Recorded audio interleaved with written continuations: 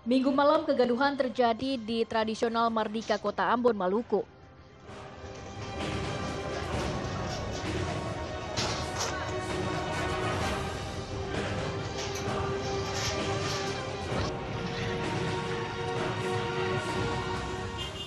Sekelompok warga dengan membawa sejumlah senjata tajam mengamuk di Jalan Mardika, Kota Ambon, Maluku. Mereka ini adalah keluarga korban pembacokan orang tidak dikenal.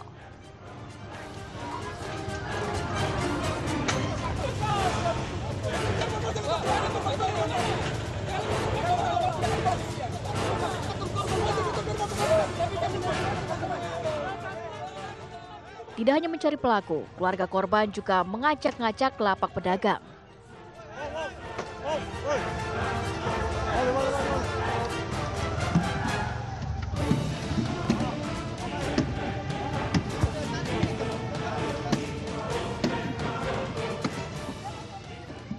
Petugas kepolisian Polresta Pulau Ambon dan Pulau-Pulau Lease yang tiba di lokasi kejadian langsung menenangkan keluarga korban dan menerjunkan satuan reserse kriminal untuk mencari pelaku pembacokan.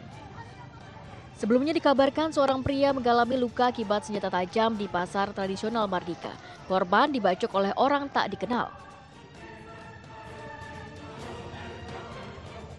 Saya beserta anggota-anggota sudah mencoba untuk meredam tadi sedikit ada keributan. Ya, tentunya nanti akibat kejadian ini pelakunya, tersangkanya juga sedang kami cari. Sudah unit opsional kami dari Reskrim sedang mencari yang pelaku-pelaku. Pak, diduga dipicunya apa, Pak? Kesalahpahaman atau? Kesalahpahaman ini terkait ada permasalahan. Sebenarnya mereka saling mengenal. Oh, saling mengenal ya. Sementara itu, korban pembacokan dibawa ke Rumah Sakit Bayangkara Polda Maluku untuk menjalani perawatan.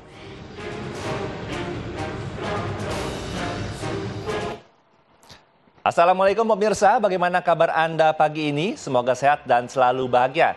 Sebelum kita mulai aktivitas hari ini, kita update dulu yuk seputar informasi menarik agar pagi Anda lebih berisi. Bersama saya, Elang Purbaya, inilah Cakrawala selengkapnya.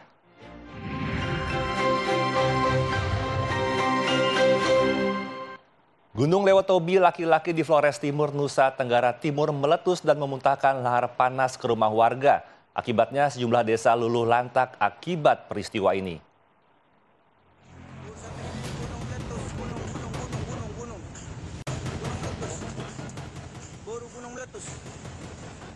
Gunung Lewotobi laki-laki di Kabupaten Flores Timur, NTT kembali erupsi. Erupsi terjadi pada Minggu malam hingga Senin dini hari. Erupsi gunung laki-laki memuntahkan lahar panas, pasir, dan bebatuan yang menyebabkan rumah warga terbakar. Sekolah dan sejumlah rumah rusak parah, termasuk sejumlah kendaraan yang terparkir di luar. Jalanan di sana penuh dengan abu vulkanik dan juga pasir. Pepohonan dan rumah warga tampak putih tebal tertutup abu vulkanik. Sejumlah pohon tumbang menutupi ruas jalan dan warga dihimbau untuk menggunakan jalur lainnya. Jadi tadi malam kejadian erupsi gunung sekitar jam 12 sampai jam 1:30.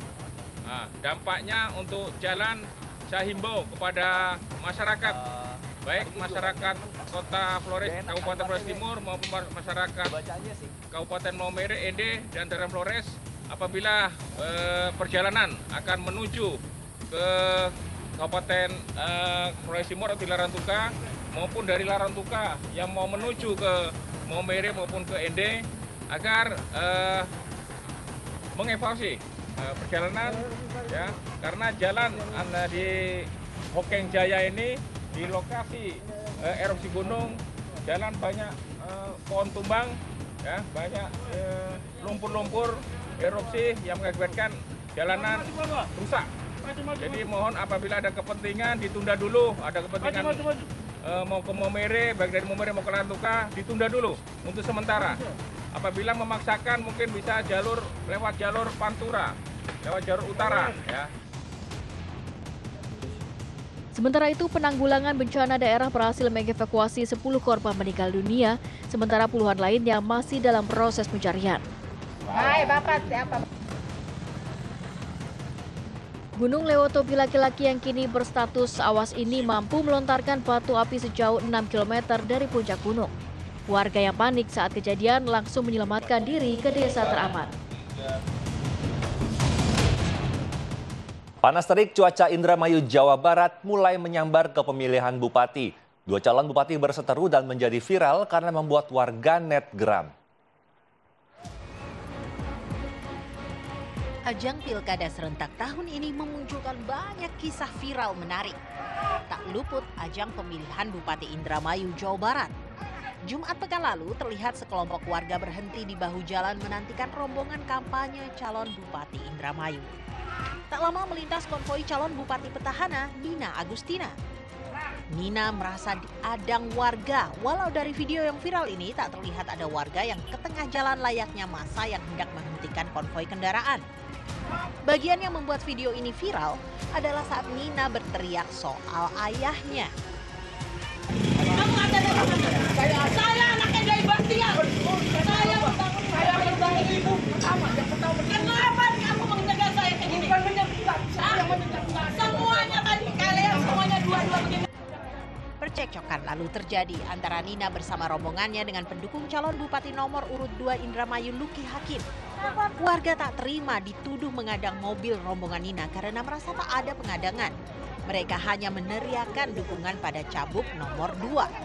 Namun Nina sudah terlanjur sangat marah. Saya tunggu, siapa Pak? Urusan saya. Saya telepon Kapolres. Iya silakan Pak. Saya telepon Kapolres. Saya menanggung jalan kamu ikut. Iya siap. Atau kamu. Saya aja. Saya minta Kapolsek ke sini. Saya minta Kapolsek ke sini. Telepon Kapolsek. Saya minta Kapolres. Jangan memetik. Antara berapa?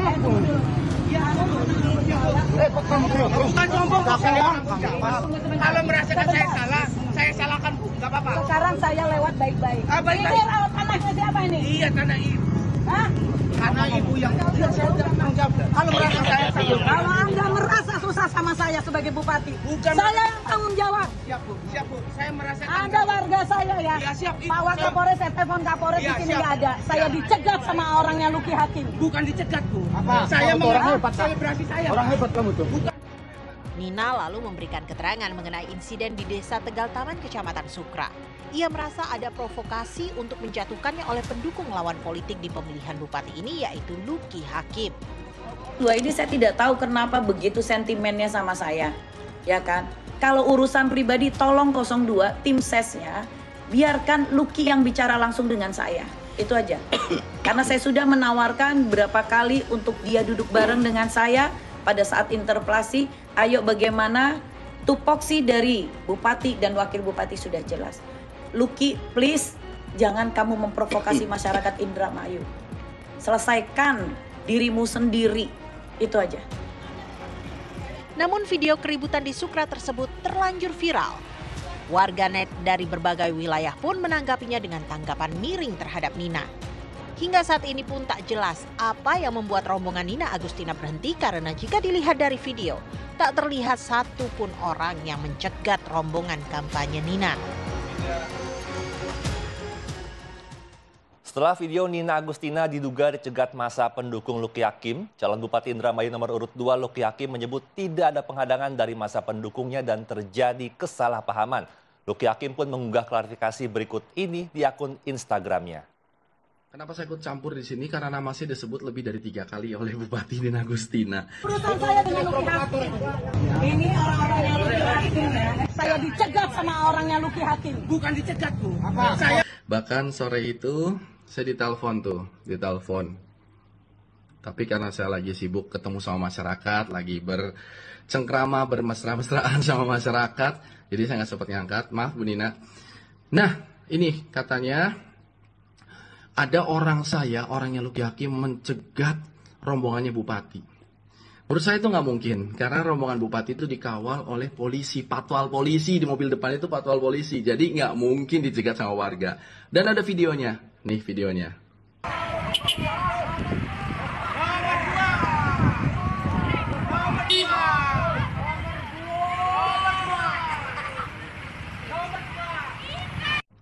Nah, dilihat kan videonya, mobil patwal tidak dicegat sama sekali oleh warga. Nggak ada, polos saja. Malahan patwalnya udah jalan jauh, mobil Pajero hitam itu berhenti. Jadi Pajero itu berhenti hitam. Dan itu adalah mobil bupati. Sepertinya ya. Terus terjadilah marah-marah. Yang kalau kita dengar di situ bahwa saya dicegat oleh orangnya Luki Hakim. Ini urusan saya dengan Luki Hakim. Saya melihat bahwa ini mungkin adalah keluguan masyarakat yang tidak terlalu bisa membedakan antara mobil Pajero sama Fortuner. Rombongan saya dikawal juga oleh polisi keliling-keliling Indramayu. Mobil polisinya sama tuh, SUV, mobil patwal polisi. Mobil saya Fortuner warna hitam. Bapak Luki.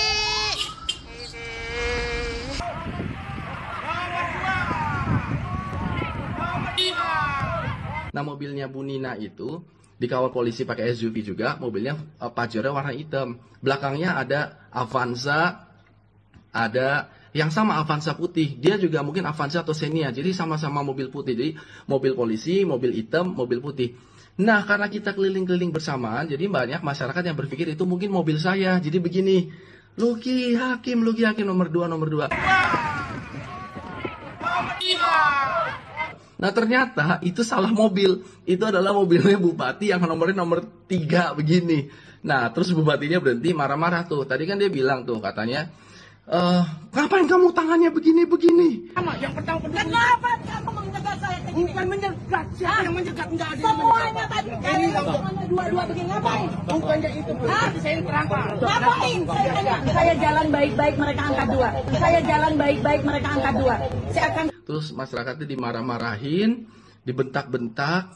Menurut saya itu sudah mulai masuk ke ranah apa ya, dikerubutin sama orang badan gede-gede, dimaki-maki di depan orang, terus bahkan laporin polisi, mau dibawa ke polisi.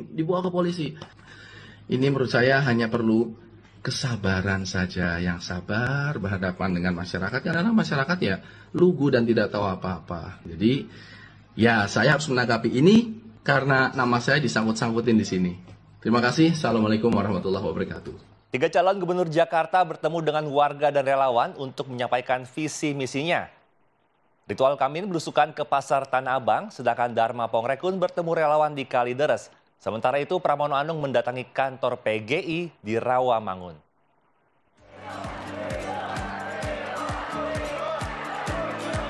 Kedatangan calon gubernur Jakarta nomor urut 1 Ridwan Kamil ke Pasar Tanah Abang disambut antusias oleh para pedagang. Ridwan Kamil yang didampingi relawan Rumah Jakarta Bersatu kemudian berkeliling ke Pasar Tanah Abang baik di Blok A maupun Blok B. Sambutan yang meriah dari para pedagang membuat RK terharu. Ia pun menyempatkan diri membeli sejumlah barang untuk istrinya dari beberapa kios pedagang. Ridwan Kamil berjanji akan menata kawasan Pasar Tanah Abang menjadi destinasi wisata internasional. Menurutnya, Pasar Tanah Abang harus menjadi tempat belanja yang aman agar pengunjung betah berbelanja. Dharma Pongrekun calon gubernur Jakarta nomor urut 2 mendatangi relawannya di kawasan Pegadungan, Kalideres, Jakarta Barat. Dalam pertemuan dengan relawan yang menamakan diri komunitas Peci Merah itu, Dharma Kun berdiskusi mengenai sejumlah persoalan di Jakarta. Usai diskusi, Dharma berjanji akan mendesain ulang tata ruang Jakarta yang tidak hanya mementingkan bisnis, tetapi juga mendesain tata ruang dengan unsur adat. Sementara, calon gubernur Jakarta nomor urut 3, Pramono Anung mendatangi kantor PGI atau Persekutuan Gereja Indonesia, wilayah Jakarta yang berada di Rawamangun, Jakarta Timur. Dalam pertemuan kali ini, Pramono Anung memberikan visi misinya sebagai calon gubernur Jakarta kepada PGI. Pramono Anung menegaskan akan merangkul semua agama jika dirinya nanti terpilih menjadi gubernur Jakarta. Pramono juga menyatakan akan menghilangkan perbedaan status sosial masyarakat antara kaya dan miskin. Presiden Prabowo Subianto mengunjungi Presiden ke-7 Joko Widodo di Solo, Jawa Tengah. Prabowo dan Jokowi kemudian santap malam di angkringan Semar, Solo.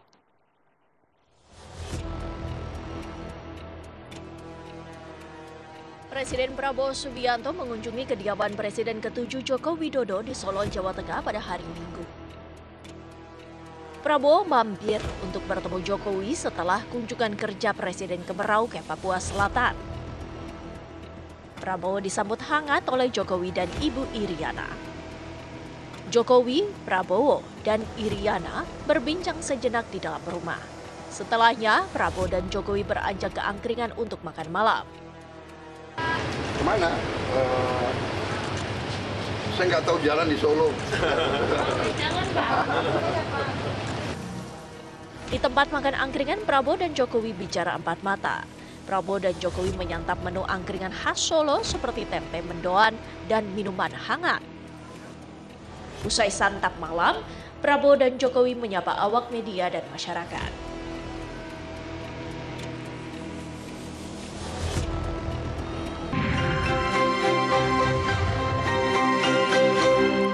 Terima kasih Anda masih setia menyaksikan Cakrawala bersama saya Erlang Purbaya. Pemirsa, pembunuhan disertai mutilasi terhadap seorang wanita yang jasadnya ditemukan tanpa kepala di dalam Muara Baru, Jakarta Utara beberapa waktu lalu mulai terkuak. Korban diketahui berinisial SH, merupakan mantan istri dari pelaku.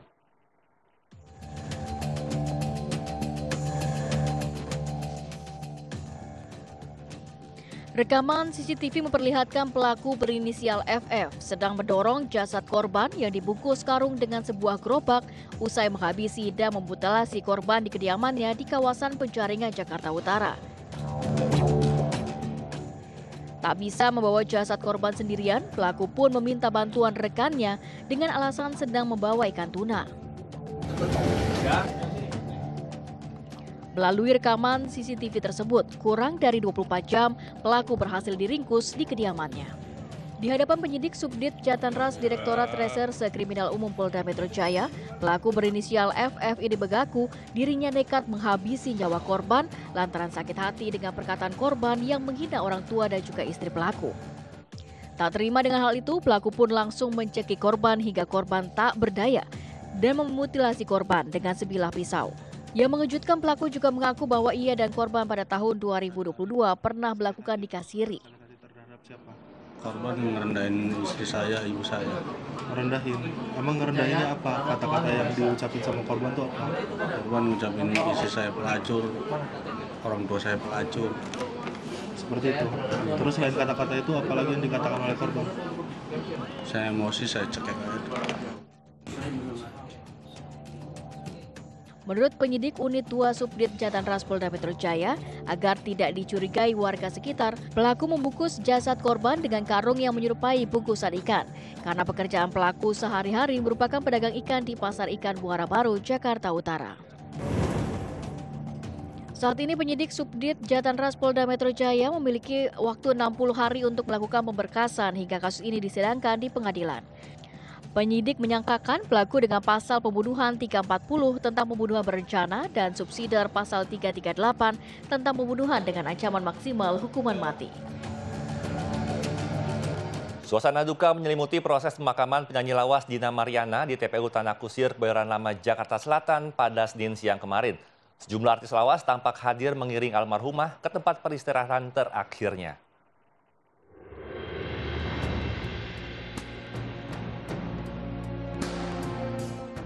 Kepergian penyanyi lawas era 70-an Dina Mariana usai berjuang melawan kanker serviks sejak 2021 lalu meninggalkan duka bagi rekan sesama artis di eranya.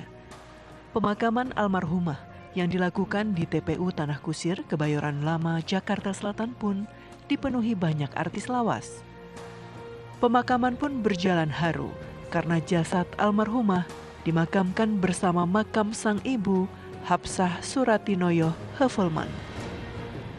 Salah satu artis lawas yang hadir, Camelia Malik, mengatakan sosok Dina adalah sosok yang ceria dan sangat menyayangi keluarga. Insya Allah jannah, insya Allah husnul khatimah, insya Allah kita semua yang ditinggalkan ikhlas, jadi lapang. Meninggalkan semua anak dan suami, teman-teman, keluarga. Mudah-mudahan dia juga udah ikhlas, insya Allah. Kepergian almarhumah meninggalkan 3 orang anak, yaitu Erza Mandira, Ewaldo Andipo, dan Elsyah Nadira dari pernikahannya dengan Radian Ratulangi.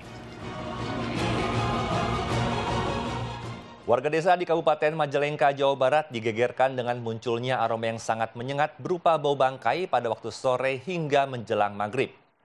Setelah ditelusuri, ternyata bersumber dari bunga bangkai yang tumbuh di sekitar rumah warga.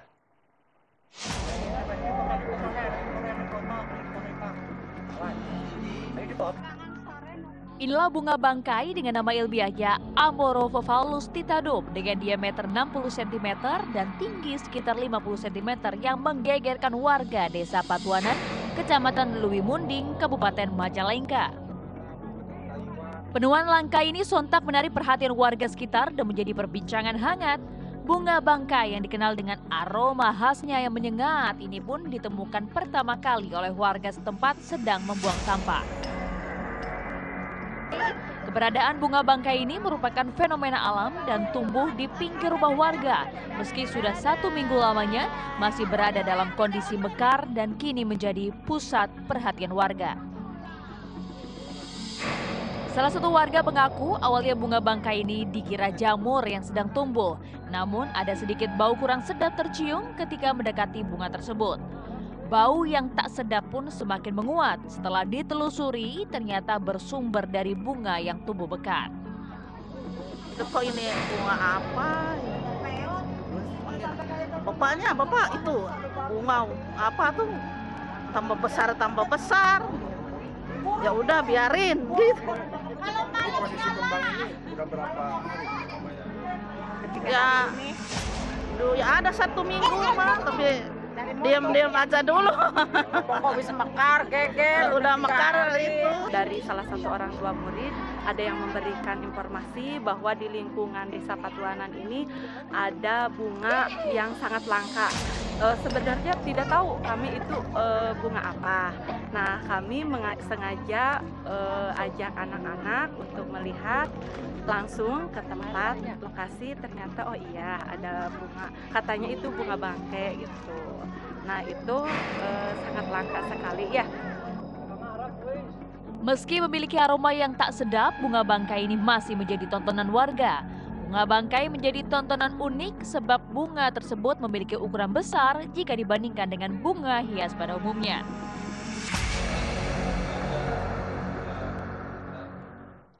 Kesal harga cabai anjlok di pasaran, para petani di Lumajang, Jawa Timur membabat dan mencabut tanaman cabai miliknya yang siap panen.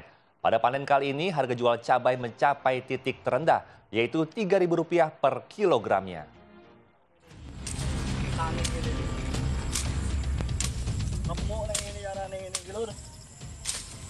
Seorang petani cabai di Desa Sukosari, Kecamatan Kunir, Lumajang ini membabat tanaman cabai miliknya yang sudah siap panen.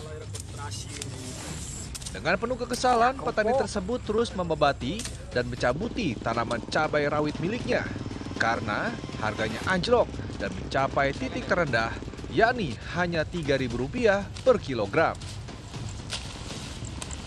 Wahid mengaku jika tanaman cabai miliknya tetap dipanen, bukannya tambah untung, namun hasilnya justru tidak cukup untuk membayar ongkos para buruh petik cabai. Tidak ingin biaya produksi semakin bertambah, ia terpaksa membersihkan semua tanaman cabai dan akan beralih menanam bawang merah. Ini karena harga cabai di Sukosari Kunir ini anjlok 3.000 parah sekarang ini dari musim 2024. Paling parah sekarang? Iya, paling parah sekarang. Biasanya harganya berapa Mas kalau petani untung itu? Biasanya untungnya itu 10.000 ke atas lah. 10.000. Baru untung 15.000 itu. Ini daripada merugi artinya Mas ya? Iya, daripada merugi. Ini rencana mau tanamnya apa nah? Ini rencana mau saya ambil alih ke bawang merah ini. Para petani berharap dengan beralih menanam bawang merah, baik hasil maupun harga jual bisa tinggi, sehingga bisa menutup kerugian biaya produksi pada musim tanam cabai sebelumnya. Petani durian pembudidaya durian Nusangking di Jombang, Jawa Timur diuntungkan dengan karakter varietas durian asal negeri Malaysia tersebut. Pasalnya durian Nusangking terus bisa panen tanpa mengenal musim. Berita ini sekaligus menutup perjumpaan kita pagi ini. Saya Elang Purbaya beserta kru yang bertugas pamit undur diri. Tetap semangat, sampai jumpa dan wassalamualaikum.